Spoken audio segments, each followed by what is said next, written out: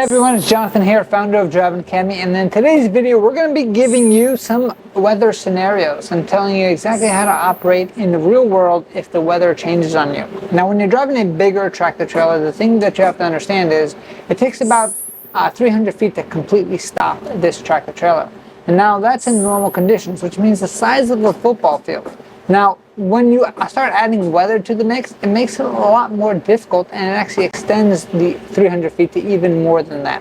So we're going to run through a scenario where this simulator is going to kind of give us a few different weather situations, all in one situation, so then we can actually learn and experience things correctly. One of the cool things about our simulator is we like to give our students years of experience within just a few days of training. Now, of course, most of the training is not even done on here. This is just a part of our training program here. We have a full training yard where you're going to learn how to actually get inside of a real truck, inspect it, park it, drive it on the road. This is just something that actually helps you out and actually increases the learning ability of it. It actually also helps you find work after, because a lot of people love hiring our students because they have so much time and they get so much experience from simulator training itself, right? So we're going to start the engine, we're going to go on the highway, we're going to see what this scenario kind of throws at us. And I want you to put in the comments below, if you were here, would you actually do a better job than me or not? And maybe if you do, maybe we'll invite one of you guys to do like a head-to-head with me to see who's actually better. All right, so this is a highway scenario. If you're a over-the-road truck driver or regional truck driver, most of your time driving is actually going to be on a freeway or on a highway itself.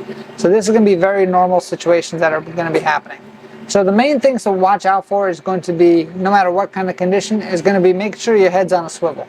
So we're checking this mirror, we're checking the front, we're checking our hood mirror, and we're checking the driver's side mirror as well. And every couple seconds we're checking. Now all of a sudden we got the rain. So the rain just started. First thing you got to do for rain is make sure that you turn on your wipers and your headlights go on. Most of the new trucks kind of do that automatically. Now all of a sudden we got snow. That's what's happening there. Now according to the CDO manual, the rules are for rain, you want to reduce your speed by 1/3, and then for snow you want to reduce your speed by half. It looks like all of a sudden it's nighttime driving, and now things are pretty clear, so we should be good to go. So at this point, we're going to enter the highway. I think the highway speed is like 55 or 60 miles an hour.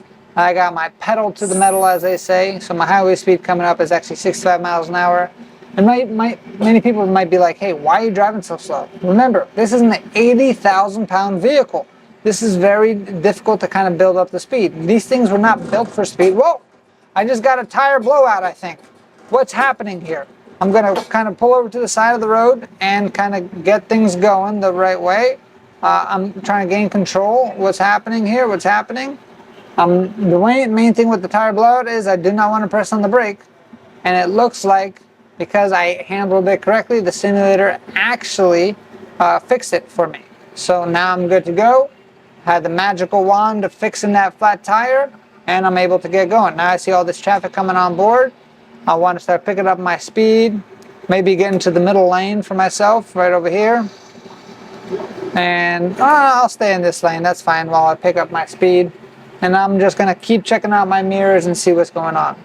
So what wound up happening so far, we had weather change, right? Went to rain, it went to snow, it turned nighttime. Now, oh my God, it's foggy, so what do I have to do? It looks like everything's like okay. Because it was raining, it looks like the street is a little bit icy a little bit. So I kind of reduced my speed, 65 miles an hour. Wow, oh my God, what's happening? Ah, my goodness gracious. So I started off this by saying it takes a tractor trailer about 300 feet to stop. And if I'm looking at this heavy fog, I can't see what's happening in front of me. That's less than 300 feet, right? So even though the speed limit was 65, I was going like 50, 51, and that clearly was not enough time for me to see what was happening and come to a complete stop. So right then and there, classic example of if you can't see, slow down. There's only 3 reasons why most accidents happen. 1 is going to be because of speed. This was a clear speed incident, right? 2 is going to be because of following distance. There's not enough distance between you and the vehicle in front of you. And then 3 is going to be based on distractions itself, right? So this is a classic example of something that can happen at any time, because when it is foggy for you, it's going to be foggy for others. And at the end of the day, you have to understand that you are the captain of this ship per se, right? So if you decide that it's too risky for you to drive, pull over to the side of the road, put on your forward flashers, and stop driving. Especially in heavy snowstorms and very big fog situations like this, depending on where you are in the country, it can change dramatically like that. So just wait out the weather and get things going. Now you might be late for your product, but it's better being late than it is to get yourself into an accident, and then you're definitely going to be late, and the problems that you're going to have from there are going to be super serious, right? So as a recap, what kind of things did we work on in this scenario? So we talked about weather changes, right? So when the weather changes, you want to definitely reduce your speed.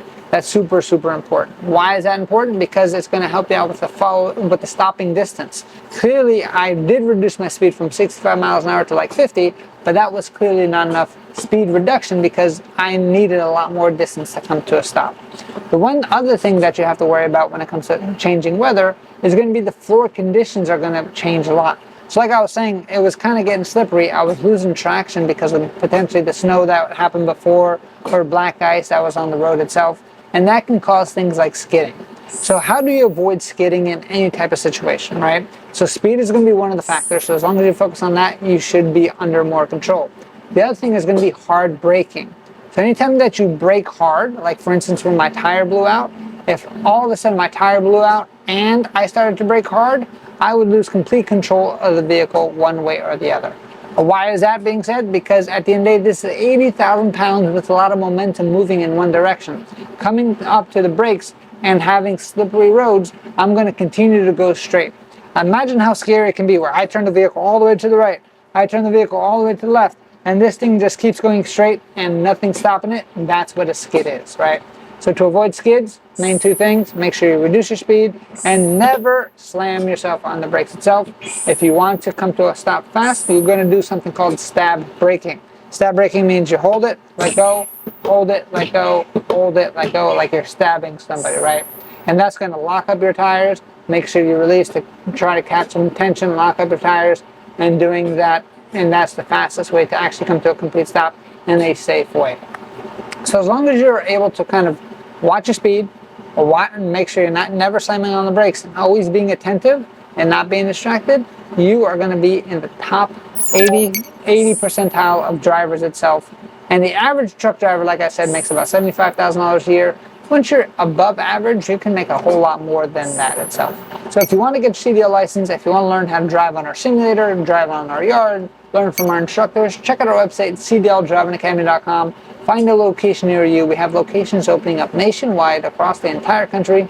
If you can't find anything near you yet, contact our Linden, New Jersey facility, and we're able to accept out-of-state students without any issue. All right? So one more time, check out our website, cdldrivingacademy.com, and let's keep trucking. Get yourself on the road to freedom. Stay safe, and watch out for those dangerous weathers out there. Thanks, and I'll see you soon. Hey, thanks so much for watching this video. If you want to get your CDL license, you know where to go. Check out our website, cdldrivingacademy.com, right over there. And if you like this video, you'll definitely like this video right over here. So make sure you check that out. But before anything else, make sure you subscribe. And I'll see you soon.